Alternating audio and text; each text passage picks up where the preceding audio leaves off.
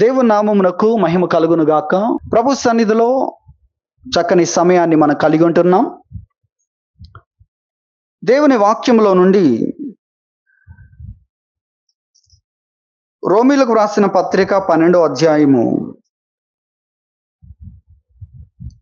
11వ వచనాన్ని మనం ధ్యానం చేస్తున్నాం. రోమా పత్రిక 12వ అధ్యాయం 11వ వచనం. ఆసక్తి విషయంలో మాంద్యులు కాక ఆత్మయందు తీవ్రత గలవారై ప్రభువుని సేవించుడి. ఎంతో అద్భుతమైన వాక్య భాగాన్ని గత వారంలో మనం విన్నాం. ఈ సమయంలో కూడా ఈ వాక్యాన్ని గురించి మరికొన్ని విషయాలు మనం జ్ఞాపకం చేసుకుందాం. ఈ వాక్యము అన్ని సందర్భాలకు సంబంధించినదిగా మనం చూస్తున్నాం. ఎందుకంటే దేవుణ్ణి సేవించడానికే మనం జీవితాన్ని కలిగి ఉన్నాం. దేవుణ్ణి సేవించడానికే దేవుడు మనకు అవకాశాన్ని కలుగజేస్తున్నాడు. ఆయన్ను సేవించుటలో మనకు గొప్ప నిరీక్షణ అనేది ఉంది అన్న విషయాన్ని మనం గుర్తించాలి. కాబట్టి దేవుణ్ణి కనుగొనడం, ప్రభువుని కనుగొనడం అనేది ఎంత ఆశ్చర్యకరమైన విషయం. ఈ ప్రపంచంలో మనుషులు దేన్నో కనుగొనాలి, ఇంకేదో కావాలి కావాలి కావాలి అని చూస్తున్నారు. ఏది దొరికినా వారి జీవితం అలాగే ఉండిపోతుంది. కానీ ప్రభు అలా కాదు. ప్రభు దొరికిన వ్యక్తి అలా కాదు. ఈ లోకంలో మనుషులు ఎంతో అన్వేషణ చేస్తూ ఏదో దొరకాలి, ఏదో ఇంకా కలగాలి, ఏదో దొరికితే బాగుండు, ఇంకా ఏదో జరిగితే బాగుండని ఎన్నో విషయాల కొరకు ఎదురు చూస్తున్నారు. కానీ ప్రభువును కనుగొన్న తర్వాత ఇక ఆయనలో ఏదో లేదు, ఆయనలో ఇంకా ఇది ఉంటే బాగుండు, అది ఉంటే బాగుండు అనుకునేవన్నీ కూడా ఆయనలో ఉన్నాయి. అది మనం గుర్తించాలి. కాబట్టి ఇక ఆయన్ను గురించే మనము తెలుసుకోవాలి. ఆయన్ను సేవించుటలోనే మన జీవితం ఆశ్చర్యకరముగా కొనసాగుతుందనేది మనము గుర్తించాలి. అందుకే దేవుని వాక్యం మనకు తెలియజేస్తుంది. ఆసక్తి విషయంలో, దేవుణ్ణి సేవించే విషయంలో మనము ఏదైతే ఆసక్తి కలిగి ఉన్నామో అందులో మనం తగ్గిపోకూడదు. అందులో మనము ఆగిపోకుండా మనము ఆత్మలో తీవ్రత గలవారమై ప్రభువుని సేవించాలి అనే విషయాన్ని మనం చూస్తున్నాం. ప్రభువుని సేవించుట కొరకు ఈ విషయాలు మనకు తెలియజేయబడుతున్నాయి. దేవుని వాక్యంలో 1-2 వాక్యాలు మనం జ్ఞాపకం చేసుకుందాం. దేవుని వాక్యంలో గలతీ పత్రిక 6వ అధ్యాయము 7వ వచనం మనం చూసినట్లయితే, మోసపోకుడి, దేవుడు వెక్కిరింపబడడు, మనుషుడు ఏమి విత్తునో ఆ పంటనే కోయును అని చెప్తూ, ఎలాగనగా తన శరీరేచ్ఛలను బట్టి విత్తువాడు తన శరీరం నుండి క్షేమను పంట కోయును, ఆత్మను బట్టి విత్తువాడు ఆత్మ నుండి నిత్య జీవం అను పంటను కోయును అనే విషయాన్ని ఇక్కడ తెలియజేస్తున్నాడు. మోసపోకుడి, దేవుడు వెక్కిరింపబడు. దేవుడేం తగ్గించబడు. దేవుని గురించి నేను ఎంతో విశ్వసించాను, ఎంతో అనుకున్నాను. ఆయన అనుకున్న దానికంటే గొప్పవాడు. ఆయన పరిపూర్ణుడు. ఆయనలో ఏ లోపము కూడా లేదు. అది మనం గుర్తించాలి. అయితే నీవు దేనిని విత్తుతావో అదే పంటను నువ్వు కోస్తావు. ఇది మనం గుర్తించాలి. దేవుడు ఈ విషయాన్ని తెలియజేస్తున్నాడు.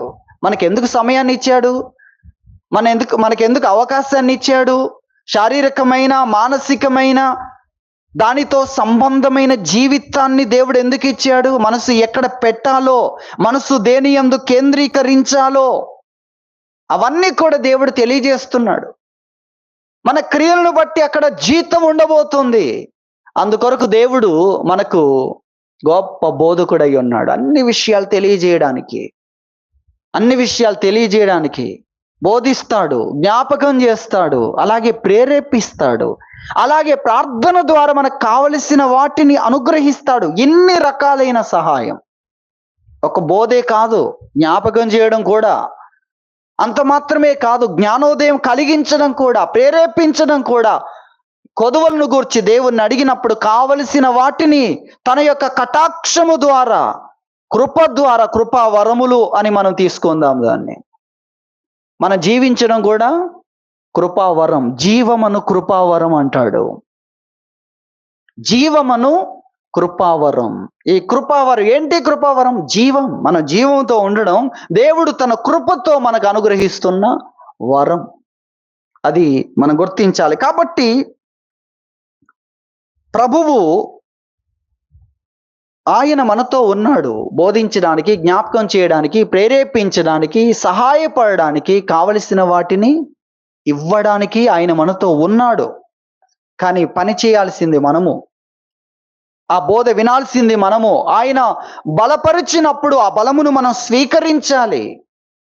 ఆయన ప్రేరేపిస్తున్నప్పుడు ఆ ప్రేరణకు మనము విధేయతను ప్రకటించాలి. ఆయన దేన్ని తెలియజేస్తున్నాడో, దేన్ని చేయమంటున్నాడో చేయడానికి కొరకైన అవకాశంతో పాటు సామర్థ్యాన్ని కూడా దేవుడు ఇస్తున్నాడు. ఒకవేళ సామర్థ్యం లేదా, తిరిగి దేవుని సన్నిధికి వచ్చి మనం ప్రార్థన చేయాలి.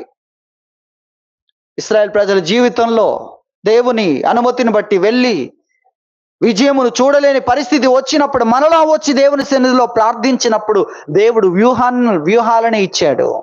తన ప్రణాళికలనే దేవుడు విడుదల చేశాడన్న విషయాన్ని మనం గుర్తించాలి. కాబట్టి ఇక్కడ వాక్యం తెలియజేస్తుంది, మోసపోకుడి, మీరు మోసపోవద్దు. దేవుడు ఏదో తగ్గించబడతాడని దేవుని ప్రశ్నిస్తాను, దేవుని అడుగుతాను. దేవుణ్ణి నేను అడిగితే నా ప్రశ్నలకు దేవుడే మౌనంగా ఉంటాడు, సమాధానం చెప్పలేడు అని అన్నట్లుగా నువ్వు అనుకోవద్దు. నీవేది విత్తుతున్నావో ఆ పంటనే దేవుడు నీకు ఇస్తాడు. ఈ లోక సంబంధమైన వాటిని విత్తి నాకు పరలోకమైనవి కావాలంటే ఎలా దొరుకుతుంది? మీరు ఆలోచించండి. ఏది విత్తుతున్నావో అదే పంట. అలాగే నీ విత్తనములు ఎటువంటివో దానికి సంబంధించిన పంటే వస్తుంది అనేది మనం గుర్తించాలి. మనమంతా కూడా ఈ శరీర సంబంధమైన ఈ జీవితంతో పాటు ముగిసిపోయే వాటి కొరకే నిరంతరం ఆసక్తి, బాధ కానీ, ఇష్టం కానీ, ఉప్పొంగడము కానీ, గొప్పగా ఎంచుకోవడం కానీ అన్నీ ఇక్కడ వీటి కోసమే ఉన్నట్లయితే మన జీవితం ఏమైపోతుంది? మన జీవితము అది క్షయమైపోయే పంట, అంటే తొలగిపోతుంది నీ జీవితంలో నుండి. నిత్యత్వంలో ఏమీ లేని వ్యక్తి అవుతావు. ఎందుకంటే నీ పంట ఎటువంటిది? శరీరాన్ని బట్టి, శరీరానికి కావలసిందే, శరీరం కొరకే, శరీరానికే. శరీరము జీవించడానికి మాత్రమే కావాలి. జీవించడం నిత్యత్వం కొరకు కావాలి, ఆత్మ కొరకు కావాలి. శరీరం బ్రతకడానికి కొరకు, బ్రతుకు ఆత్మ కొరకు. అర్థమవుతుందా? శరీరంలో దేవుడు కొన్నింటిని అనుమతించి కొన్నింటిని అనుగ్రహిస్తున్నాడు. ఇక్కడే ఉండిపోవాలని కాదు, ఇక్కడే మనసు పెట్టాలని కాదు. మనస్సును ఒక దాని మీద కేంద్రీకృతం చేయడానికి కొన్ని పరిమితమైన విషయాలను దేవుడు ఏం చేస్తున్నాడు? అనుమతిస్తున్నాడు. కానీ అదే జీవితం అనుకోవద్దు. అసలు ఏది జీవితమో దాని మీద మనసు పెట్టాలి అనేది తెలియజేస్తున్నాడు. ఇవన్నీ కూడా మనం గుర్తించాలి. అందుకే ఆసక్తి విషయంలో మాంద్యులు కావద్దు. దేవుణ్ణి సేవించే విషయంలో మీరు వెనకబడిపోవద్దు. దేవుణ్ణి సేవించే విషయంలో తీవ్రతరమైన ప్రయత్నం చేయాలి. లోకంలో అన్ని విషయాలు కూడా ఎదుగుదల వైపు ప్రయాణం చేస్తున్నాయి. అన్ని కూడా ఎదుగుదల వైపు ప్రయాణం చేయడాన్ని గురించి మనం చూస్తున్నాం. ఎందుకంటే వాటిలో మనస్సు ఉంది, తీవ్రతరమైన ప్రయత్నం ఉంది. కానీ దేంట్లో మనస్సు లేదో, దేంట్లో తీవ్రతరమైన ప్రయత్నం లేదో అది మాత్రం ఏమవుతుంది? కుంటుపడుతూనే ఉంది, ఆగిపోతూనే ఉంది.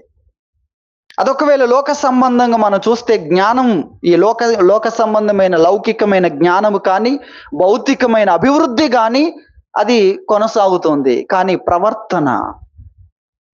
ప్రవర్తనకు సంబంధించిన విషయంలో, విలువలకు సంబంధించిన విషయాలు కుంటుపడుతున్నాయి. ఎందుకంటే దాని మీద అంత ఆసక్తి లేదు. కాబట్టి ప్రతి వ్యక్తి ఆ ఉద్యోగము కొరకు, డబ్బు కోసము, ఆ టర్న్ ఓవర్ ఎంత సాధించాం, ఎంత సంపాదించాం, ఇంకెంత ఎక్స్పాండ్ చేయాలి, ఇంకెంత పెంచుకోవాలి, చూడండి దేని మీద పెడుతున్నాడు. అలాగే జీవితంలో సౌకర్యాల మీద మనసు పెడుతున్నారు, కానీ విలువల మీద మనసు పెట్టట్లేదు. కాబట్టి విలువలు కుంటుపడుతున్నాయి.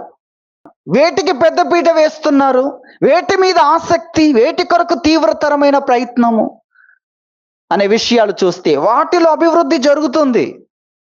కానీ ఏది ముఖ్యం అనేది గమనించినందుకు ఉన్నతమైన విషయాలేమో వెనకబడిపోతున్నాయి. తర్వాత వాటికంటే ఏదో తాత్కాలికంగా ఉండే విషయాలకే పెద్దపీట వేయడం అనేది జరుగుతుంది. భక్తి విషయం చూడండి, దైవ భక్తి తగ్గిపోతుంది, కానీ సౌకర్యాలేమో పెరిగిపోతున్నాయి కదా. ఆత్మీయ జీవితంలో అభివృద్ధి సంగతిని గురించి ఆలోచిస్తే ఆ అభివృద్ధి ఏమో కానీ భౌతిక అభివృద్ధి మాత్రం మారుతుంది. వస్త్రాలు మారుతున్నాయి కదా, మన పరిస్థితులు మారుతున్నాయి, మనం ఉపయోగించే పరికరాలు మారుతూ ఉన్నాయి, ఇవన్నీ మారుతున్నాయి. కానీ ఆత్మీయ జీవితంలో అభివృద్ధి, భౌతికమైన విషయంలో అభివృద్ధి, అది ఎంతవరకు అది మనం గమనించాలి. ఎక్కడ తీవ్రతరంగా ఉండాలి, ఎక్కడ అభివృద్ధి ఉండాలి, ఎక్కడ మనసు నిలపాలి, అది దేవుని వాక్యము మనకు తెలియజేస్తుంది. కాబట్టి దేవుణ్ణి సేవించే విషయంలో, సేవించుట అనే దానికి సంబంధించిన విషయాలు మనం గమనించాలి. వాటి కొరకు కొన్ని విషయాలు జ్ఞాపకం చేసుకొని మనం ముగించుకొని పోతున్నాం. ఒక 5 విషయాలు నేను మీకు గుర్తు చేస్తాను. కృతజ్ఞత లేని వారి ఏడల, దుష్టుల ఏడలనే ఉపకారిగా ఉన్నాడు. నిత్యత్వం కోసం, యుగాయుగముల జీవితం కొరకు, తీసివేయబడని దాని కోసం ప్రభువుని సేవించుట. దేని కొరకు? అక్షయమైన జీవితం కొరకు, అక్షయమైన పంట కోసం. వారు మితంగా ఉన్నారు. ఎవరు? లోకం. దేని కొరకు? కొన్ని సాధించడానికి. కానీ అవన్నీ కూడా జీవము లేని కిరీటాలే. వాటికి ఏం లేదు? జీవం లేదు. అవన్నీ కూడా క్షయమైపోయే, క్షయమైన కిరీటం కొరకే. క్షయమయ్యే కిరీటం అంటే ఆ ఘనత పొందేంత వరకే సంతోషం, పొందిన తర్వాత ఎగిరిపోద్ది అది. కానీ సరిపోవట్లేదు, అది రావట్లేదు. ఆ ఘనత, ఘనత వాని వెంట దిగదు. దిగే దానికోసం దేవుడు మనల్ని పిలిచాడు. దిగే దానికోసం, నిరంతరం నీతో ఉండేదాని కొరకు. మనము అక్షయమైన కిరీటం కొరకు మితంగా ఉంటున్నాం. వారు మితమే, మనం మితమే. వారు పరుగు పందెములో ఉన్నారు, మనం పరుగు పందెములో ఉన్నాం. పరుగు పందెము కనుకనే కడుపు నిండా నీళ్లు తాగట్లేదు, పరిగెత్తాలి కదా. నీళ్లు అందించేవారు ఎంతో మంది ఉన్నారు. కొంచెం నాలుకను తడుపుకొని తర్వాత అంత తల మీద పోసుకుంటారు, లేదా విసిరివేస్తారు. పరుగు ముఖ్యం. మితంగా ఉండాలి, మితం మితం. కానీ దేని కొరకు? కిరీటం కోసం. కానీ అది క్షయమైపోతుంది, అది నిలవదు, అది నిలిచేది కాదు. మనమైతే మనదదే మితం. కొన్నిటిని సాధించాలనుకున్నప్పుడు లోకములో ఎవరు ఎలా ఉంటారో కదా. ఒక ఇల్లు కట్టాలనుకున్న వారు ఎలా ఉంటారు? ధనమంతా పోగు చేస్తూ, కష్టపడుతూ, కావలసినంత వరకే, మినిమం వరకే వారు పెట్టుకొని ఏదో సాధించాలి. కొన్ని విషయాలు ఉన్నాయి కదా జీవితంలో సాధించాలి అనుకున్నప్పుడు, ఆ విధంగా కష్టపడుతూ ఉంటారు దాని కొరకు. అలా వారు మితంగా ఉన్నారు, మనం కూడా మితంగా ఉన్నాం. అయితే మనం మితంగా ఉన్నది అక్షయమైపోయే కిరీటం కోసం కాదు, నశించిపోయే ఘనత కోసం కాదు, జీవం లేని కిరీటాల కోసం కాదు. జీవ కిరీటం, దాంట్లో ఏముంది? ఆ ఘనతకు, కిరీటం అంటే ఘనత అనుకుంటే, అధికారం అనుకుంటే, దానికి ఏముంది? జీవం ఉంది. దాని కాల పరిమితి చిన్నది కాదు. అది వాడుకొనుట చేత పొందగానే నశించిపోయేది కాదు. కాబట్టి ప్రభువును సేవించే విషయంలో మనం ఏ విధంగా ఉండాలో దేవుని వాక్యము మనకు తెలియజేస్తుంది. ప్రభువుని సేవించే విషయంలో మనం ఏ విధంగా ఉండాలి? మన ఆసక్తి పెరగాలి. ప్రార్థన కొరకు పెరగాలి, వాక్యం కొరకు పెరగాలి. ఎందుకు? జ్ఞానం కలిగిందా? జ్ఞానం పోయిందా? రాను రాను ఏం జరిగింది? అనుభవం కలిగిందా? అనుభవం ఒకప్పుడు అనుభవం లేదు, ఇప్పుడు అనుభవం ఉంది. గత వారంలో జ్ఞాపకం చేసుకున్నాం. ఒకప్పటికంటే మనకు జ్ఞానం ఉంది, ఒకప్పటికంటే అనుభవం ఉంది, ఒకప్పటికంటే ఆత్మీయత గురించిన అవగాహన ఎక్కువ ఉంది. మరి సాధించేది, సేవించేది, దేవుణ్ణి సేవిస్తూ ఉండగా జీవితం ఏర్పడుతుంది. దేవుణ్ణి సేవిస్తూ ఉండగా ఆ సేవించుటలో ఉన్న కొన్ని విషయాలు ఉన్నాయి, వాటిని గురించి మనం జ్ఞాపకం చేసుకుందాం. కాబట్టి పైనున్న వాటి మీదనే మనము మన మనస్సును పెట్టుకోవాలి. భూ సంబంధమైన వాటి మీద మనస్సు పెట్టవద్దు. వాక్యంలో చూడండి, కొలస్సీ 3:2 పైనున్న వాటి మీదనే గాని భూ సంబంధమైన వాటి మీద మనసు పెట్టుకొనకుడి. పైనున్న వాటి మీద మాత్రమే మన మనసు పెట్టాలి. ఈ లోక సంబంధమైన తాత్కాలికం, అది కొంతవరకే. ఈ రోజున మన బ్రతికే ఉన్నా కూడా మనము ఈ లోకం కొరకు ఆలోచించినవి, పొందుకున్నవి, అనుభవించినవి అన్నిటినీ చూడండి, అవన్నీ నేను ఎక్కడ నిలబెట్టాయి? మళ్ళీ దప్పికొనే స్థితిలోనే నిలబెట్టాయి. ఇది మనం అర్థం చేసుకోవాలి. ఇది మనము అర్థం చేసుకోవాలి. ఈ లోక సంబంధమైన విషయాలు వాటికి పెద్ద పీట వేస్తే చచ్చేంత వరకు వదలవు అవి. నీకు అర్థమవుతుందా? ఏం ఆహారం తింటావు ఇక చాలని ఎప్పుడైనా శరీరం చెప్తుందా? చెప్పదు. ఈ లోకాన్ని ఆశించే విషయంలో మనసు ఏమైనా చచ్చిపోయేటప్పుడు కూడా ఆశించమంటది. మీకు అర్థమవుతుందా? ఇది ఎలాంటిదో తెలుసా? చచ్చేంత వరకు నేను బంధించేవి. కాబట్టి వాటిలో నీవు ఎంతవరకు ఉండాలి అనేది వాక్యం చెప్తుంది. అమితముగా ఆశించే వ్యక్తిగా ఉండకూడదు. ఎందుకంటే ఈ లోక నటన ఇది కొంతవరకు ఉండి నశించేది కాబట్టి దాన్ని ఏమన్నాడు? నటన అన్నాడు. అంటే దానికి ఒక ముగింపు ఉంది, ఆగిపోయేది ఉంది, అర్థం లేకుండా పోయేది ఉంది. కాబట్టి దాని మీద, ఈ లోక నటన మీద నువ్వు పూర్తిగా ఆధారపడకూడదు. నువ్వు ఆధారపడాల్సింది ఒకటి ఇచ్చాడు దేవుడు. అది నిరంతరం ఉండేది, అది యుగయుగములు ఉండేది. దాని కొరకు మనం బ్రతుకుతున్నాం. ఈ లోక ధనం కొరకు కాదు, పరలోక ధనం కొరకు, అక్షయమైన ధనం కొరకు, మహిమైశ్వర్యం కొరకు మనము ఏం చేస్తున్నాం? బ్రతుకుతున్నాం. దాని కొరకు దేవుడు కొన్ని విధానాలు మనకు ఇక నేర్పించాడు. అందులో దేవుని సన్నిధిలో ఉండుట, దేవుని వాక్యమును వినుట, వాక్యం కొరకు జీవించుట, ఇవన్నీ కూడా అందులో భాగమే. దేవుని సన్నిధిలో ఉండడం కూడా అందులో భాగమే. ఉన్నప్పుడు మనకు కలిగే జీతం కూడా ఎవరికి ఇవ్వలేనంత. మీకు అర్థమవుతుందా?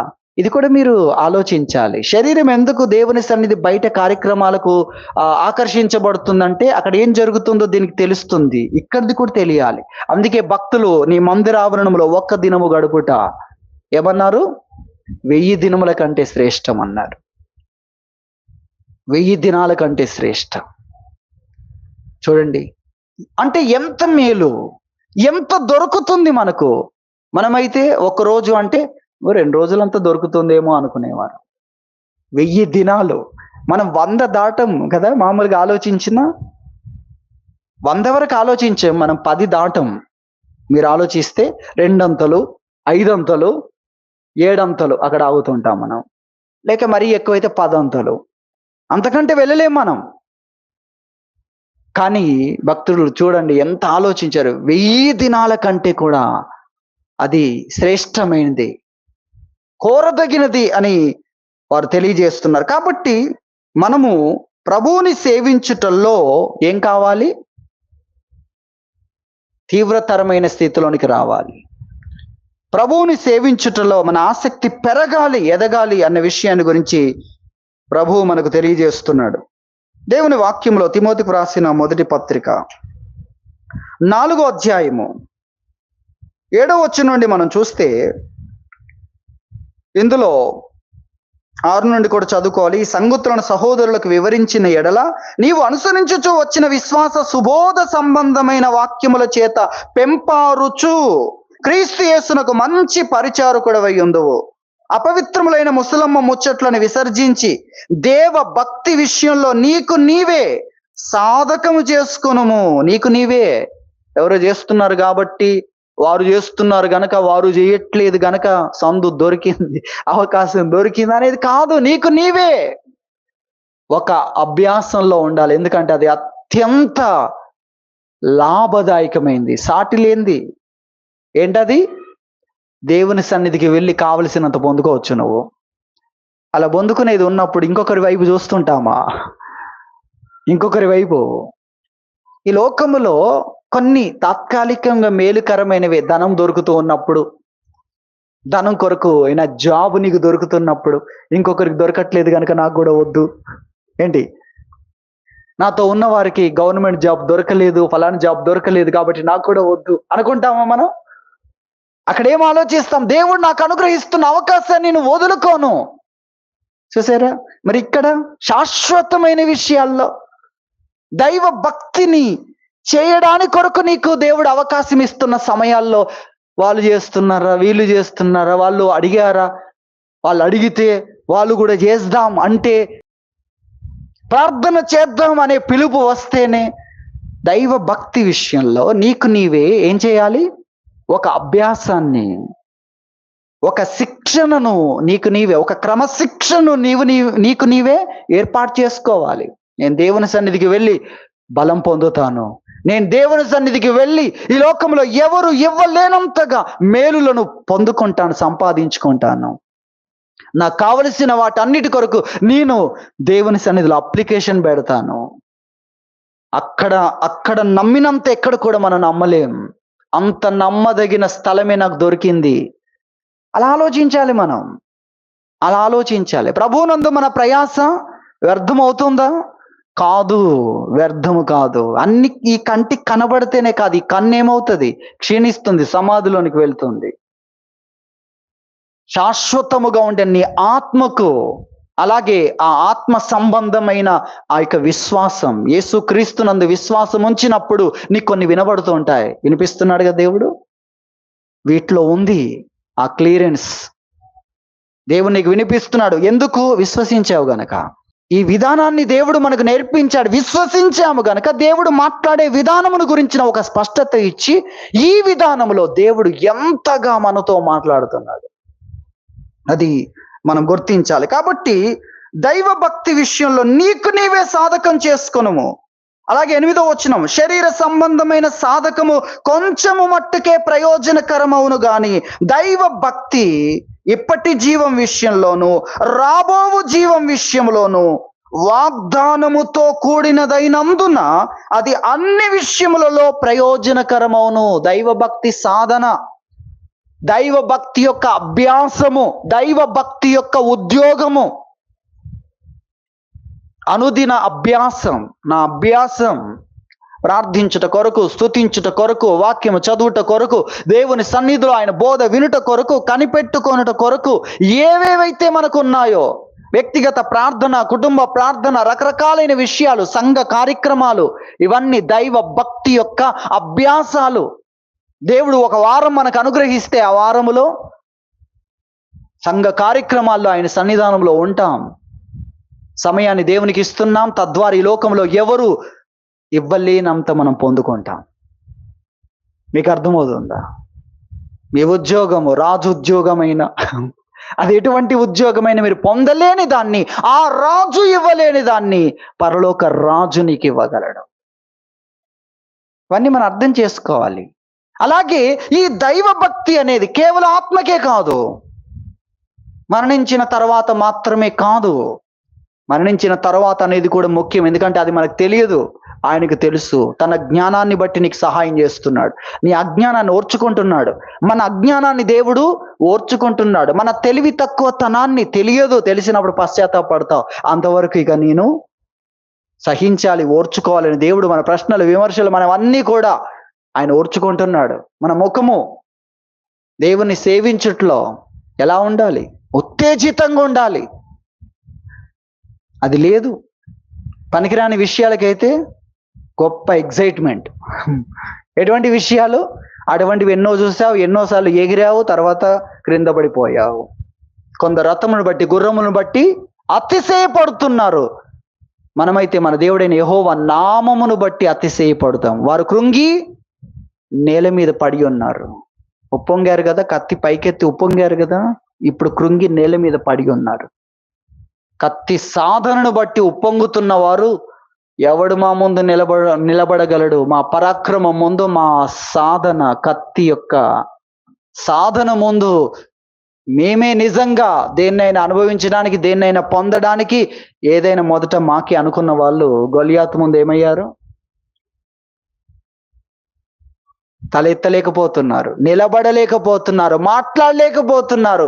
అందరూ ఒకరి చేయి ఒకరు పట్టుకొని వెళ్దామనుకొని నిలబడి, గొలియాతు నిలబడేసరికి పారిపోతున్నారు. ఏమైపోయింది మీ సాధన అంతా కూడా?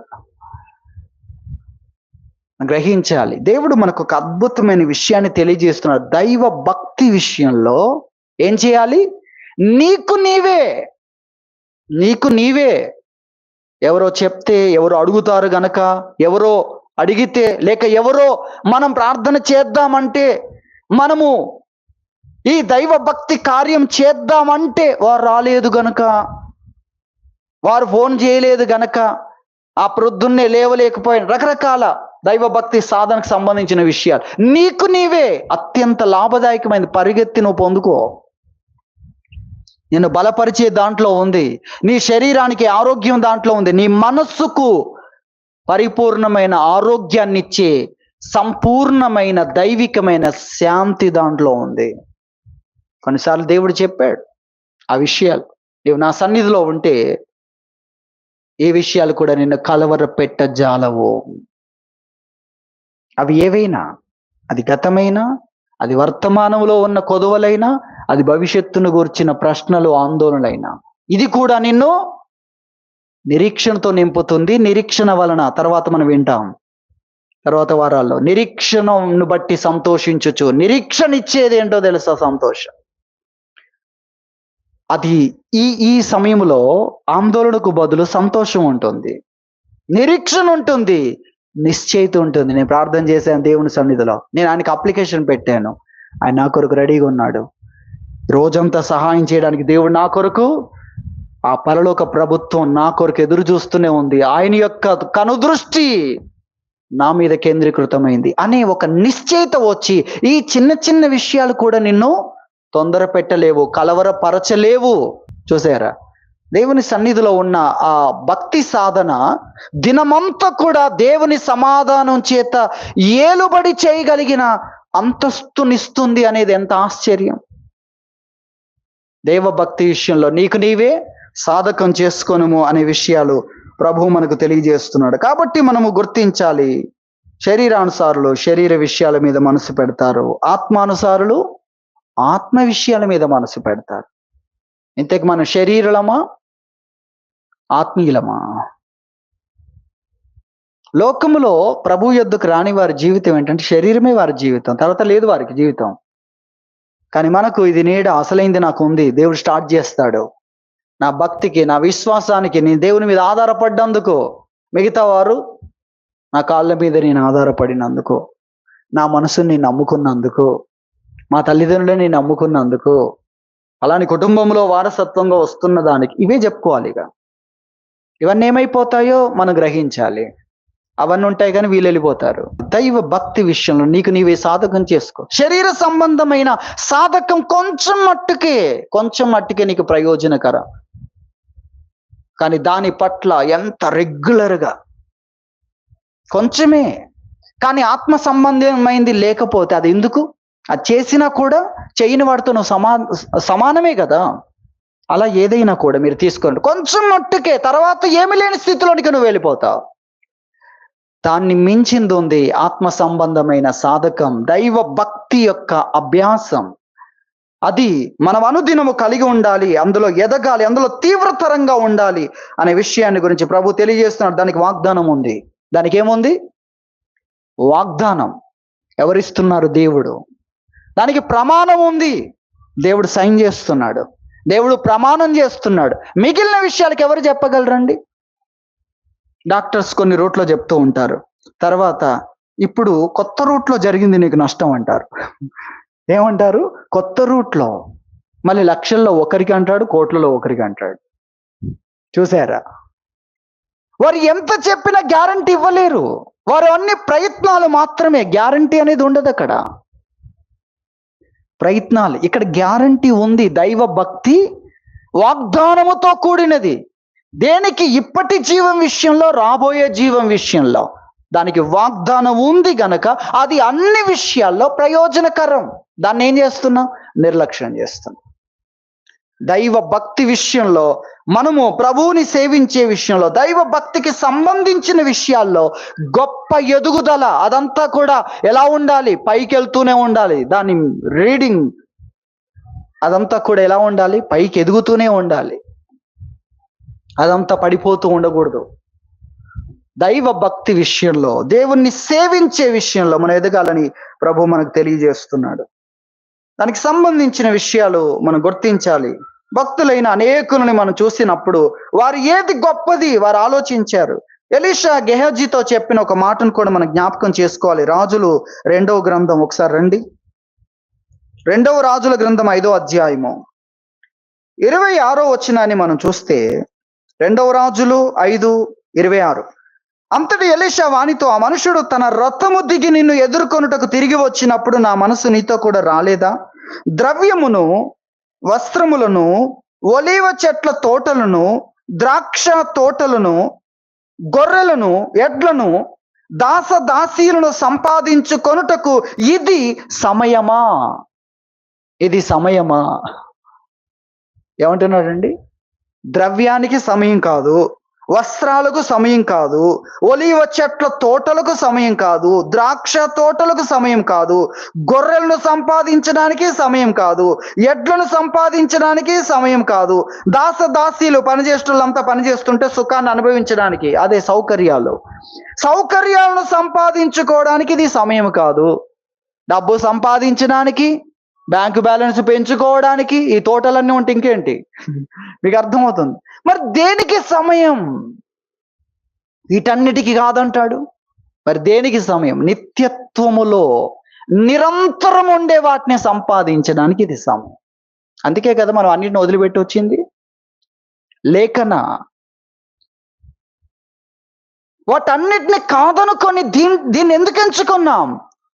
ద్రవ్యం కొరక, వస్త్రముల కొరక, అలాగే తోటల కొరక, అలాగే విస్తారమైన ఆస్తి సంపాదించుకోవడం కొరక, అలాగే మనుషుల్ని సంపాదించుకొని సుఖాన్ని అనుభవించడానికి ఇది సమయమా? దేనికి సమయం? నిరంతరం ఉండే దానికోసం, నిత్యత్వానికి సంబంధించిన దాన్ని సంపాదించడానికి ఇది సమయం. దీనికంటే శ్రేష్టమైంది. ఇది వాడుకొనుట చేత నశించిపోయేది, కానీ మనము యుగాయుగములు ఉండేవారము. దీని అంతటిని అక్కడికి తీసుకొని వెళ్ళలేము. మొట్టమొదటిగా కృతజ్ఞత.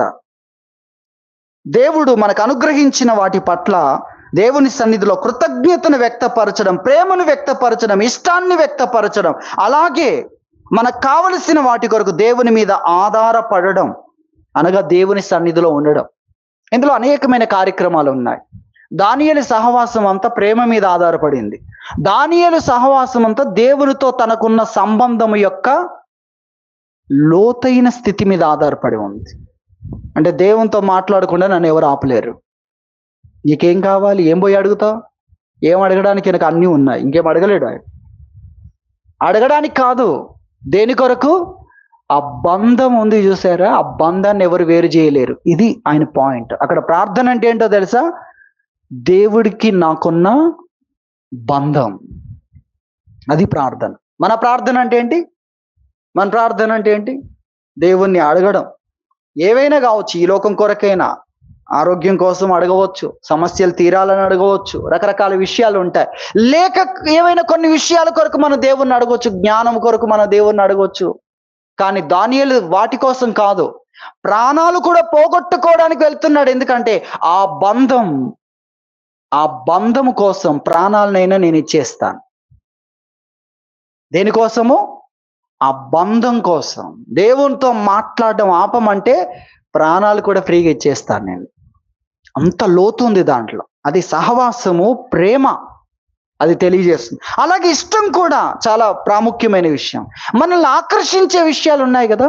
మనం పరిగెత్తాలనుకుంటాం, సమయం దొరికినప్పుడు ఆ పని చెయ్యాలనుకుంటాం, అందులో ఆనందించాలనుకుంటున్నాం, అలా ఉండాలనుకుంటున్నాం. ప్రేక్షక పాత్ర వహిస్తున్నైనా ఆ ఆట పాటల మధ్యలో ఏదైనా కావచ్చు, అర్థమైన ఆట స్థలం వారు ఆడుతూ ఉంటే మేము చూస్తూ ఉంటాం.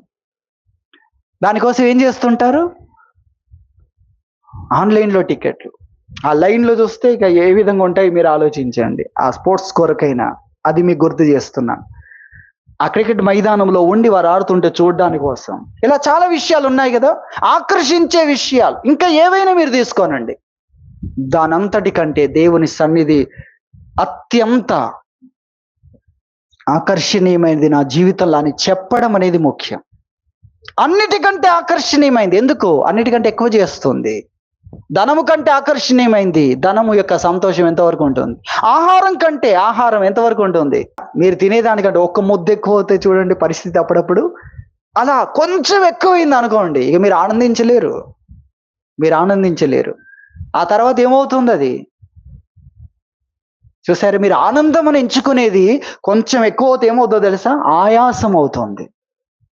ప్రతిదానికి ఒక లిమిట్ ఉంది. ఆ లిమిట్ దాటితే అది పని చెయ్యదు అనేది మీరు తెలుసుకోవాలి. కానీ దేవుని సన్నిధి అటువంటిది కాదు. దేవుడు అనుగ్రహించే ఆనందం అటువంటిది కాదు. అది ఎంతో నిండైనది. అది మనం గుర్తించాలి. కాబట్టి ప్రభు యొక్క సన్నిధిని గురించి ఆలోచిస్తే ఆయన అతి కాంక్షణీయుడు. ధనము కంటే కూడా ఆయన ఎంతగా మన జీవితాల్లో కార్యాలు చేయగలిగిన వాడు. కీర్తనకారుడు జ్ఞాపకం చేసుకుంటున్నాడు, జ్ఞాపకం చేసుకొని దేవుని స్తుతిస్తున్నాడు. దేవుని వాక్యములో 4వ కీర్తన 7వ చరణం చూడండి. వారి ధాన్య ద్రాక్ష రసములు విస్తరించిన నాటి సంతోషము కంటే అధికమైన సంతోషము నీవు నా హృదయములో పుట్టించితివి. ఏమంటున్నాడు? వాళ్ళకి ఇప్పుడు లేదు, వాళ్ళకి అవి వచ్చిన రోజునుంది. చాలా ధనం వచ్చిన రోజున ఆ రోజు ఉంటుంది. ఆ ధనమంతా తరిగిపోయి ఒక నెలలో మొదట్లో జీతం వచ్చిన రోజున తీసుకుంటే బోనస్ కానీ లాభాలు రకరకాలుగా వచ్చిన రోజున సంతోషం. కానీ లాస్ట్కి వచ్చిండ్రు అనుకోండి, అది ఆ రోజునుంది. కొన్న రోజున, ఉన్న రోజున, వచ్చిన రోజున ధాన్య ద్రాక్ష రసములు విస్తరించి అవన్నీ ఇంటికి వచ్చిన రోజున ఒక పండుగ వాతావరణం. ఇప్పుడు లేదు వాళ్ళకు కూడా. కానీ ఇతను అంటున్నాడు, అవేమి లేకపోయినా అరణ్యములో ఒంటరిగా ఉన్న పరిస్థితిలో కూడా, భయాల మధ్యలో, శత్రువులు వేటాడుతున్న మధ్యలో కూడా అరణ్యములో ఒంటరిగా ఉండి, సౌకర్యాలన్నీ ఇంట్లో ఉన్నట్టేం లేదు, అక్కడ కూడా ఏమంటున్నాడంటే వారికున్న ఆ రోజు వారికి కలిగిన సంతోషం కంటే ఎక్కువైన సంతోషము నా హృదయంలో నువ్వు పుట్టించావు. దేవుడు అంటే ఏంటో చూడండి. ఆయన ఎలాంటి సంతోషాన్ని ఏ పరిస్థితుల్లో ఇవ్వగలడు అనేది భక్తుడు జ్ఞాపకం చేసుకొని తెలియజేస్తున్నాడు. అతి కాంక్షణీయుడు దేవుడు. ధనము కంటే ఆయన మనకు అనుగ్రహించేది అక్షయమైన ధనం, చినిగిపోని సంచులు. చెప్పాడు కదా మాట లూకాసు వార్తలో 12వ అధ్యాయంలో, చినిగిపోని సంచులు, వాటిని సమకూర్చుకోనండి మీ కొరకు. అక్షయమైన ధనం మనల్ని ధనవంతులుగా చేయాలని ఆయన ఇక్కడికి వచ్చాడు. ఆయన ఇక్కడికి రాకపోతే మనము ఎలా వెళ్తాం, ఎలా వచ్చామో అలా వెళ్ళే వాళ్ళం. నీకు అర్థమవుతుంది కదా, ఏమీ లేని స్థితిలో. అందుకే ఆయన దిగొచ్చాడు.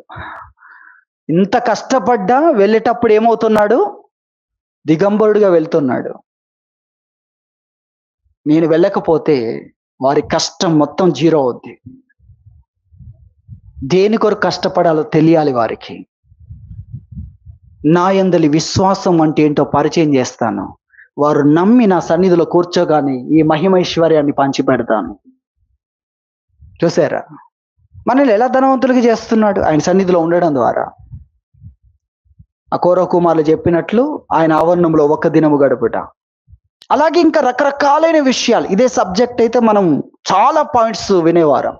వీటన్నిటి ద్వారా దేవుడు మనల్ని గొప్ప చేయడానికి ఆయన ఇష్టపడుతున్నాడు అనేది మనం గుర్తించాలి. కాబట్టి ఈ లోకములో మనల్ని ఆకర్షించేవన్నీ అవి ఏం చేయగలుగుతాయి?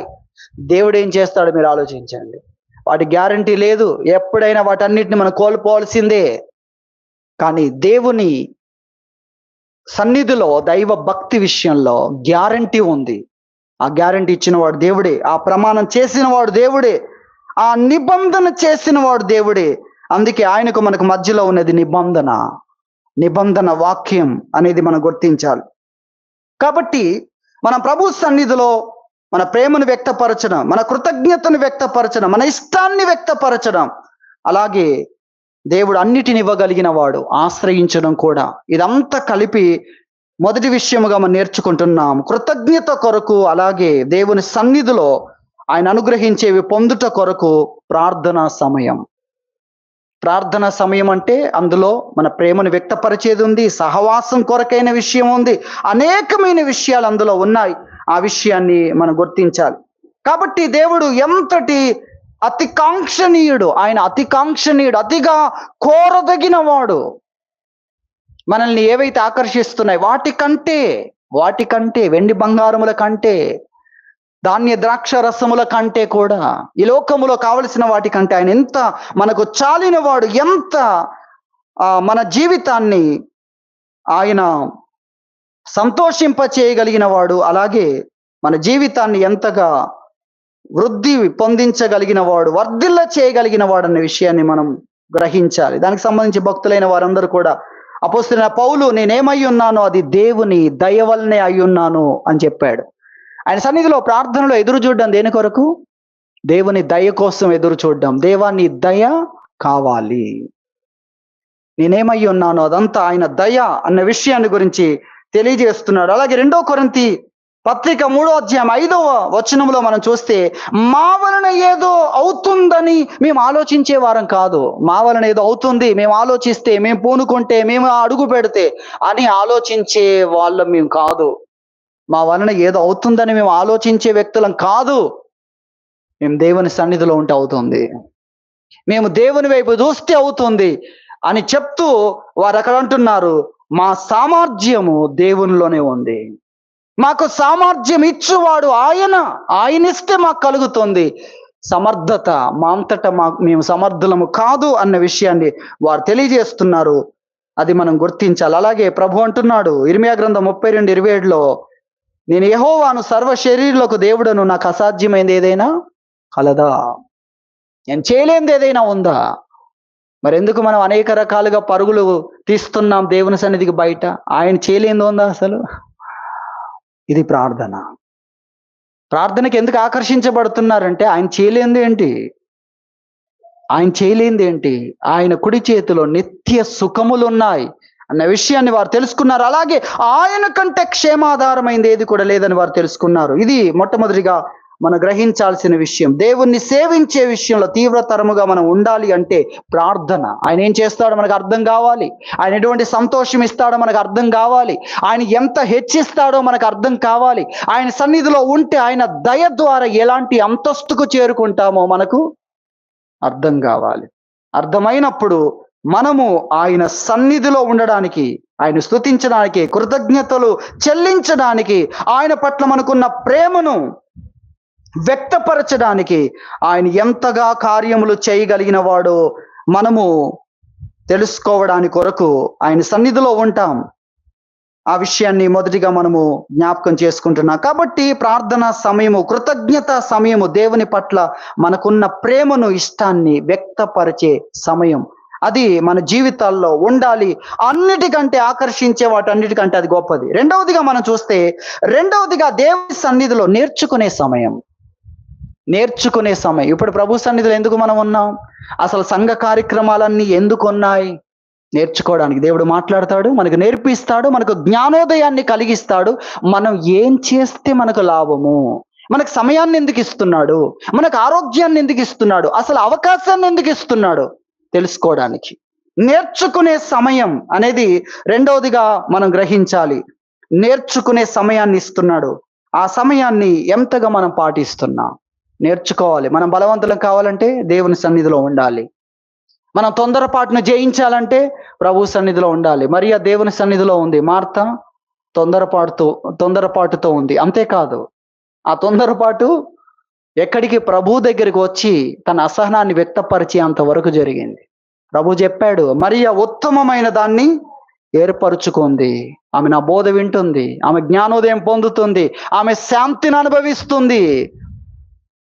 దేవుని సన్నిధిలో కూర్చొని బోధ వినడం మనకి ఎంత అవసరం. సామెతల గ్రంథంలో 8వ అధ్యాయము, సామెతల గ్రంథం 8వ అధ్యాయం 34వ వచనం చూడండి. అనుదినము నా గడప యొద్ద కనిపెట్టుకొని, నా ద్వార బంధముల యొద్ద కాచుకొని, నా ఉపదేశము వినువారు ధన్యులు. అనుదినము నా గడప యొద్ద కనిపెట్టుకొని, నా ద్వార బంధముల యొద్ద కాచుకొని ఏం వినాలి? ఉపదేశం వినువారు ధన్యులు. అందుకే కొంతమందికి ప్రతిరోజు దేవుని మాట ఉదయాన్నే అందించాలని కొంతమంది దైవజనులు అలా ఉదయాన్నే వారు లేవకముందే దేవుని వాక్యాలు అందిస్తూ ఉన్నారు. వాక్యం ఉండాలి, వాక్యంతోనే మీరు బయలుదేరాలని. ఎటువంటి అద్భుతమైన అవకాశాలను దేవుడు మనకు అనుగ్రహిస్తున్నాడు. కాబట్టి ఆయన సన్నిధిలో మనం ఉండాలి నేర్చుకోవడానికి కొరకు. ఎక్కడ నేర్చుకోలేదు అక్కడ తొందరపడుతుంటాం, ఎక్కడ నేర్చుకోలేదో బలహీన పడుతూ ఉంటాం. సాతాను తన యొక్క మాయల చేత మనల్ని బలహీనపరుస్తుంటాడు, కృంగదీస్తూ ఉంటాడు, విచారంలోనికి తోసేస్తూ ఉంటాడు. ఏలియాను తోసేయలేదా విచారంలోనికి?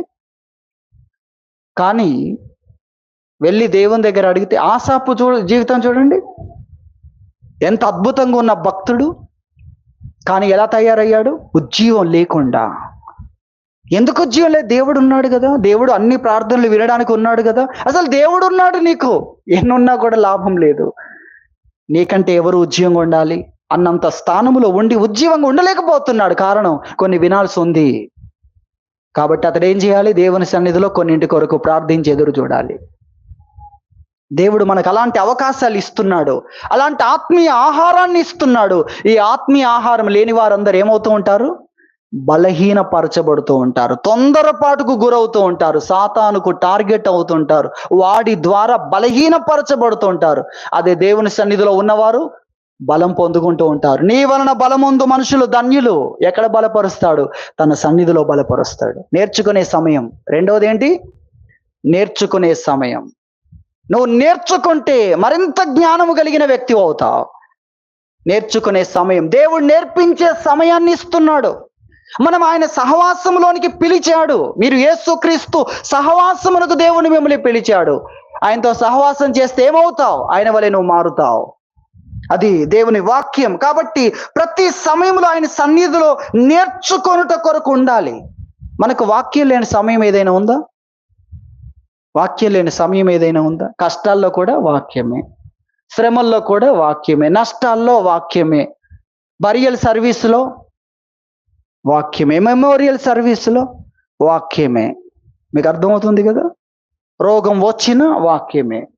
ఎందుకు? వాక్యం అంత సమృద్ధిగా ఉంది. మీకు అర్థమవుతుందా? వాక్యం అంత సమృద్ధిగా ఉంది. నీ జీవితంలో జరిగే ప్రతిది కూడా దేవుడు ఏర్పాటు చేసింది, ఊరికే వచ్చేది కాదు. అది దానిలో ఎంతో దేవుని జ్ఞానం ఉంది, నీ యొక్క మేలు ఉంది, దాని కొరకైన వాక్యం ఉంది. అది నువ్వు వినాలి. కాబట్టి నేర్చుకునేదిగా రెండవదిగా మనము జ్ఞాపకం చేసుకుంటున్న దీనికి సంబంధించి దేవుని వాక్యాలు ఎన్నో విషయాలు ఉన్నాయి. నేర్చుకోవడానికి దేవుడిచ్చే సమయాన్ని మీరు నిర్లక్ష్యం చేస్తే దేవుని వలన బలపరచబడే విషయాన్ని నిర్లక్ష్యం చేస్తున్నారు. ఆసాపు నేర్చుకున్నాడు కనుక నిలబడ్డాడు. అది మనం గుర్తించాలి. మూడవదిగా మనం చూస్తే దేవుని వాక్యాన్ని నెరవేర్చే జీవితం. దేవుని వాక్యాన్ని నెరవేర్చడంలో తీవ్రత కావాలి. దేవుని వాక్యం నెరవేర్చడానికి అన్ని పరిస్థితులకు సంబంధించిన వాక్యం ఉందండి. వ్యక్తిగత జీవితం కొరకు ఉంది, కుటుంబ జీవితం కొరకు ఉంది, ఉద్యోగము కొరకు ఉంది, అలాగే మనము ఎవరితో ఈ సంబంధములు కలిగి ఉన్నామో సంఘ సహవాసం ఉంది, సమాజములో జీవితం ఉంది, అలాగే కష్టాలకు సంబంధించిన విషయాలు దేవుని వాక్యం ఉంది. అక్కడ ఏం చేయాలో, కష్టాలు వస్తే మనము బోరుమని ఏడుస్తున్నాం లేదా బాధపడుతున్నాం, దేవుని సన్నిధిలో ఎదురు చూస్తున్నాం, మనకు చీకటి వచ్చింది, వెలుగు వచ్చే వరకు మనం ఏం చేయకుండా ఖాళీ కూర్చుంటున్నాం. అది కూడా పనిచేసే సమయమే. అది కూడా ఏంటి? పనిచేసే సమయమే, వాక్యాన్ని నెరవేర్చే సమయమే. అది కూడా మనకు అర్థం కావట్లేదు. ఈ ఆరోగ్యం వచ్చేంత వరకు, ఈ శ్రమ తొలగిపోయేంత వరకు, ఈ బాధ దేవుడు తీసేంత వరకు నేను కూర్చునే ఉంటాను. నువ్వు కూర్చునే సమయం కాదు, ఆ బాధలు కూడా వాక్యాన్ని నెరవేర్చే సమయం. అది శత్రువుల ఎదుట కూడా నువ్వు వాక్యాన్ని నెరవేర్చే సమయం. అంటే సంపాదించుకునే సమయం దేవుని సన్నిధిలో నుండి నీ స్థానాన్ని పెంచుకునే సమయమే. అది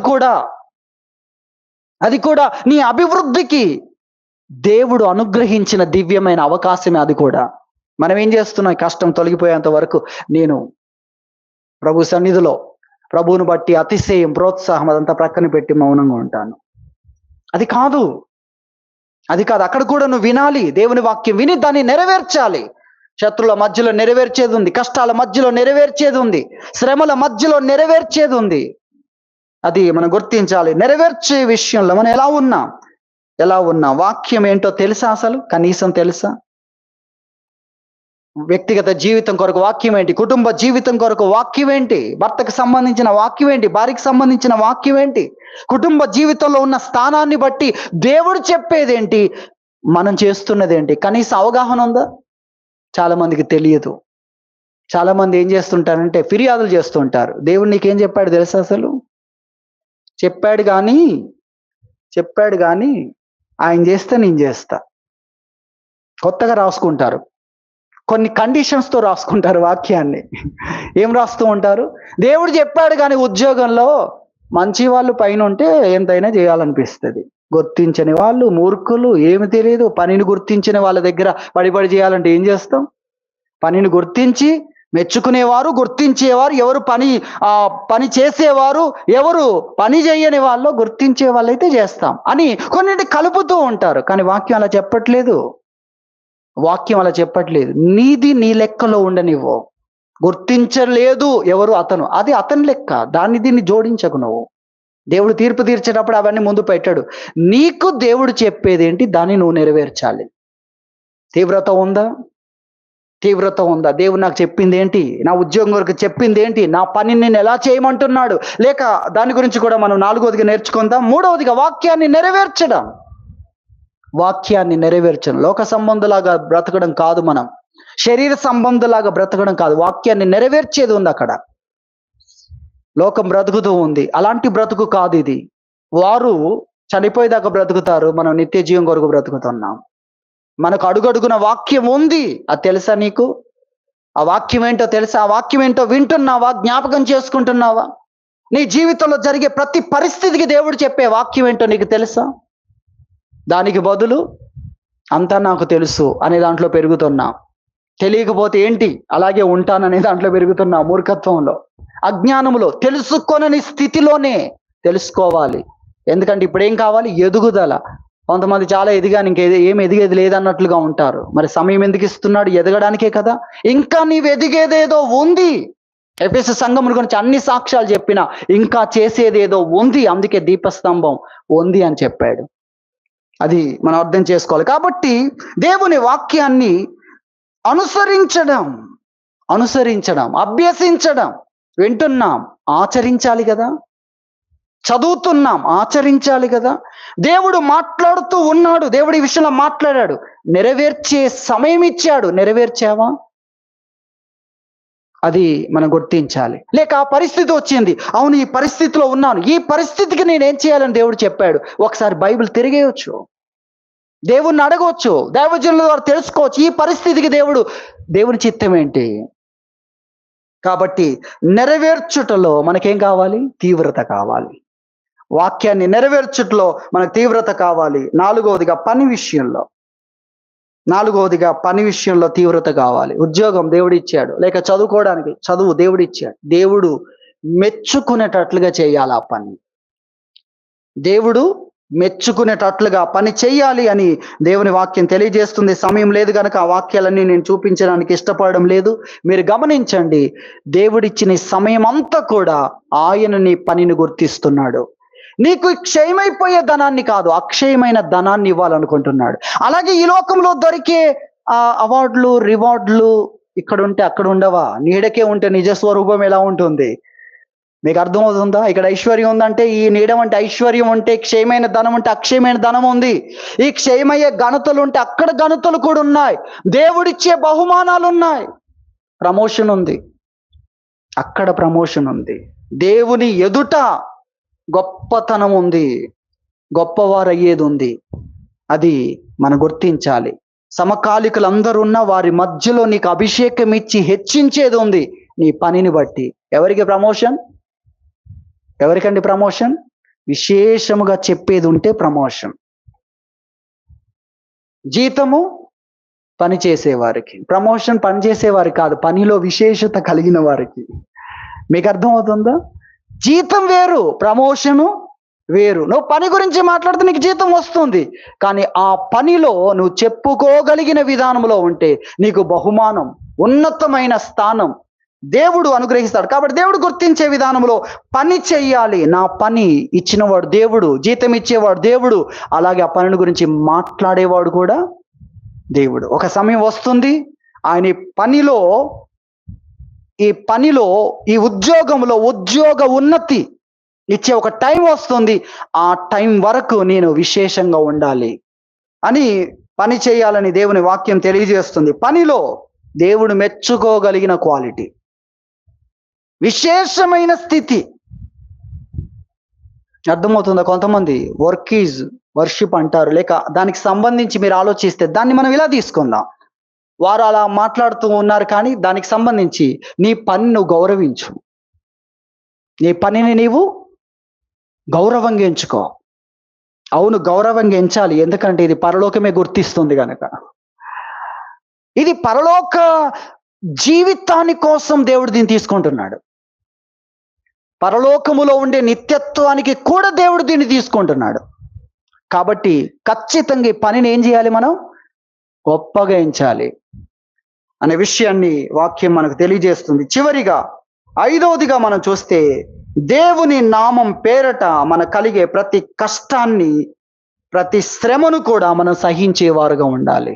దేవుని కోసం ఘనతగా ఎంచుకోవాలి. ఈ లోకంలో ఎటువంటి మేలైన పనులు చేస్తున్నా, దేశభక్తి కొరకు నిలబడుతున్నా కొన్ని సమస్యలు వస్తుంటాయి. మంచి చెప్పాలని ఉన్న కొన్ని సమస్యలు వస్తూనే ఉంటాయి.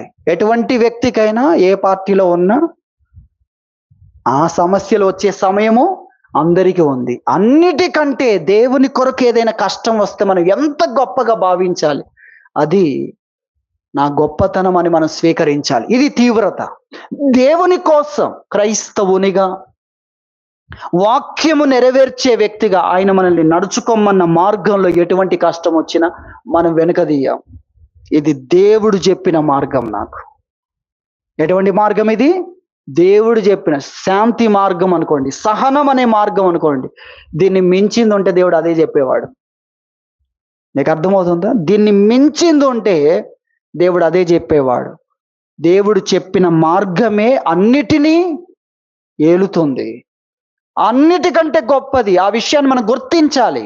ఐదవదిగా మనం నేర్చుకుంటున్నాం, దేవుని నామం పేరట మన మీదికి వచ్చే కష్టములు, శ్రమలు, అది కూడా ఒక భాగం. యేసుక్రీస్తునందు విశ్వాసం ఉంచడం ఎలా ఒక భాగమో, ఆయన కోసం శ్రమ పడడం కూడా ఒక భాగం. ఎందుకంటే ఇక్కడ అనేకమైన విషయాలు ఉన్నాయి. ఇది ఒక పెద్ద సబ్జెక్టు. దీని కొరకు చాలా వాక్యాలు నా ముందు ఉన్నాయి. ఎందుకంటే భక్తి చేస్తే మనకు శ్రమలు ఉంటాయి, సద్భక్తితో బ్రతకను ఉద్దేశిస్తే శ్రమలు ఉన్నాయి. అలాగే పరిశుద్ధంగా బ్రతకాలంటే పాపముతో పోరాటములో రక్తము కారునంతగా నువ్వు దాన్ని ఎదిరించాలి. అంటే అంత పోరాటం ఉంది. దేనికోసం? పరిశుద్ధత కోసం. రెండవది సాతాను గురించి మనం ఆలోచిస్తే, సాతానుతో పెద్ద పోరాటం. మన ఎఫెసీ పత్రిక 6వ అధ్యాయం 11 నుండి 18వ వచనం వరకు ఆ విషయాన్ని గురించి చెప్తున్నాడు. అలాగే మొదటి తెస్సలోనికి వ్రాసిన పత్రిక 2:14-15లో యూదులు లేక యూదుల వలన యేసుక్రీస్తునందు విశ్వాసం ఉంచిన వారు ఎన్ని శ్రమలు పడ్డారో ఈ అన్ని జనులకు కూడా చెప్తున్నాడు, మీ సొంత దేశస్తుల వలన కూడా మీరు అలాంటి బాధలు పడుతున్నారు. ఏ ప్రాంతంలో ఉన్నవారు ఆ ప్రాంతంలో ఉన్నవారి ద్వారా బాధలు పడుతున్నారు. ఎందుకు? ప్రభువు చెప్పిన మార్గంలో నడుస్తున్నందుకు. దైవభక్తికి సమస్యలు, నీతిగా బ్రతుకుతుంటే సమస్యలు, సాతానుతో సమస్యలు, అలాగే లోకముతో సమస్యలు, ఇన్ని రకాలు. ప్రతి దాంట్లో కూడా ఇటువంటి సమస్యలు అనేకములు ఉన్నాయనే విషయాన్ని మనం చూస్తున్నాం. అయినా కూడా ఆ మార్గములో శ్రమ పడుటను మనం గొప్పగా ఎంచుకోవాలి. శ్రమను తప్పించుకునే వారం కాదు. శ్రమ పడుము అని వాక్యం చెప్తుంది. శ్రమలో పెరికితనం ఉండకూడదు, అలాగే అసహనం ఉండకూడదు. రెండు ఉండకూడదు. శ్రమలు జయించాలంటే మనకు ఒకటి సహనం ఉండాలి, రెండు ధైర్యం ఉండాలి. ధైర్యం ఎందుకు వస్తుందంటే నీకు భవిష్యత్తు ముందే దేవుడు తెలియజేస్తున్నాడు వాగ్దానం రూపంలో. నిరీక్షణ. దేవుడు ఏం చెప్తున్నాడు? లోకంలో శ్రమ కలుగును, అయినా నేను జయించాను అని ప్రభు చెప్తున్నాడు. కాబట్టి లోకము మనల్ని నశింప చేయలేదు, ఎందుకంటే ప్రభువు జయం పొంది ఉన్నాడు అన్న విషయాన్ని మనం గుర్తించాలి. కాబట్టి శ్రమల విషయంలో కూడా మనం ఎంత మాత్రము అధైర్య పడకూడదు, తీవ్రత కలిగి ఉండాలి. ప్రభు పేరట ఏ శ్రమ వచ్చినా అది గొప్పగా ఎంచుకోవాలన్న విషయాన్ని ప్రభు తెలియజేస్తున్నాడు. కాబట్టి దేవుని వాక్యాన్ని మన హృదయంలో నింపుకుందాం. మనము దేవుణ్ణి ప్రేమించేవారుగా, దేవునితో సహవాసం చేసేవారుగా, దేవుణ్ణి ఆరాధించేవారుగా ఉండాలి. ఆయన సన్నిధిలో గడిపే విషయంలో తీవ్రత కలిగి ఉండాలి. అలాగే దేవుని వాక్యాన్ని నేర్చుకునే విషయంలో తీవ్రత కలిగి ఉండాలి. అలాగే దేవుని వాక్యాన్ని నెరవేర్చే విషయంలో తీవ్రత కలిగి ఉండాలి. అలాగే దేవుడు గుర్తించే విధానంలో పని చేయడంలో తీవ్రత కలిగి ఉండాలి. మనకు కలిగే శ్రమల్లో కూడా, వాటిని సహించడంలో కూడా మనం తీవ్రత కలిగి ఉండాలి. ప్రభువును సేవించుట అంటే ఈ 5 విషయాలు ప్రభు తెలియజేస్తున్నాడు. వీటిలో మనం తీవ్రత కలిగి ప్రభువును సేవించాలని ప్రభు తెలియజేస్తున్నాడు. దేవుడి వాక్యం దీవించును గాక. ప్రార్థన చేసుకుందాం.